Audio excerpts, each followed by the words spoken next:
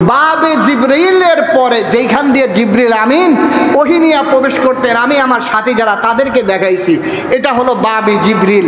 এইখান দিয়ে জিবরিল আমিন রাসূলুল্লাহর কাছে, রাসূলুল্লাহর হুজরায় মসজিদে নববীতে ওহী নিয়ে আগমন করতেন। ওই দরজার পরের দরজায় লেখা আছে কি, ইয়া আইয়ুহাল্লাযীনা আমানুত্তাকুল্লাহা ওয়া কুলু কাওলান সাদীদা। বাবে জিবরিলের পরের দরজায় লেখা, যারা হজ করে উমরা করে এইবার নবীজির রওজায় সালাম দিয়া যারা দেশে আসবে তাদের জন্য রাসূলুল্লাহ কোরআনের আয়াত লিখে দেয়।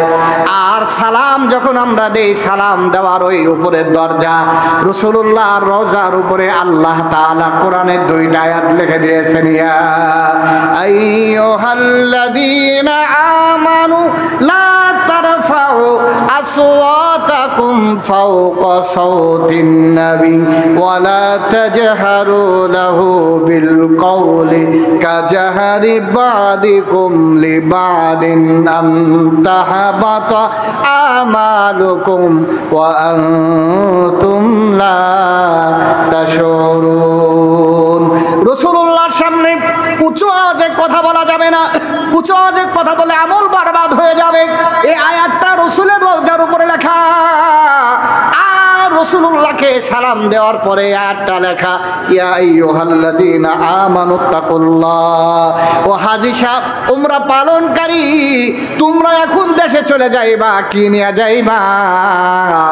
উমরা পালনকারী হাজীদের জন্য আর বড় ওইখানে উপরে লেখা সমস্ত উম্মতদেরকে শিক্ষা দেয়া দেয়, তোমাদের ভিতরে কয়েকটা গুণ থাকা লাগবে। এক নম্বর ইত্তাকুল্লাহ, আল্লাহর ভয় আর তাকওয়া নিয়ে যাওয়া লাগবে।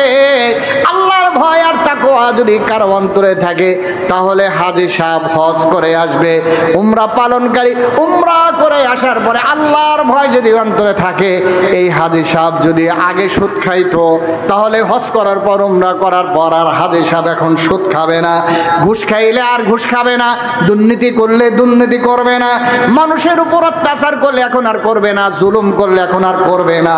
মানুষকে যদি অন্যায়ভাবে ঠগায়, ভাই বোন আত্মীয় স্বজনদেরকে যদি অন্যায়ভাবে ঠগায়, হাজী সাহেবের কাজ হবে না। আল্লাহর ভয় করার কথা বলা হয়েছে। আমার হজ যদি আমি যদি জান্নাত পর্যন্ত নিতে চাই, কিয়ামত পর্যন্ত নিতে চাই, আমি যদি আমার হজ নিয়ে আল্লাহর সাথে দিদার করতে চাই, দেখা করতে চাই, আল্লাহর ভয় আমার অন্তরে লাগবে। এই জন্য আল্লাহর ভয় যার অন্তরে থাকবে সে আর গুনাহ করতে পারবে না। আর দুই নম্বর হলো ওয়াকুলু কাওলান সাদীদা। দুই নম্বর আমাদের শিক্ষা দিয়েছেন সত্য কথা বলা লাগবে। কি কথা বলা লাগবে? আল্লাহকে ভয় করা লাগবে। আর দুই নম্বর হলো সত্য কথা বলা লাগবে। এই শিক্ষা দিয়ে আমাদেরকে পাঠায় দিলেন। বলতেছেন যে হাজী সাহেব এখন দেশে যাইবা, তোমরা অন্তত দুইটা আমল নিয়ে দেশে যাইবা।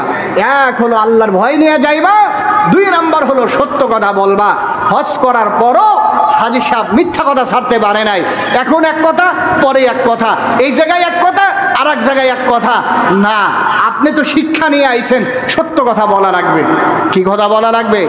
সত্য কথা বলা লাগবে।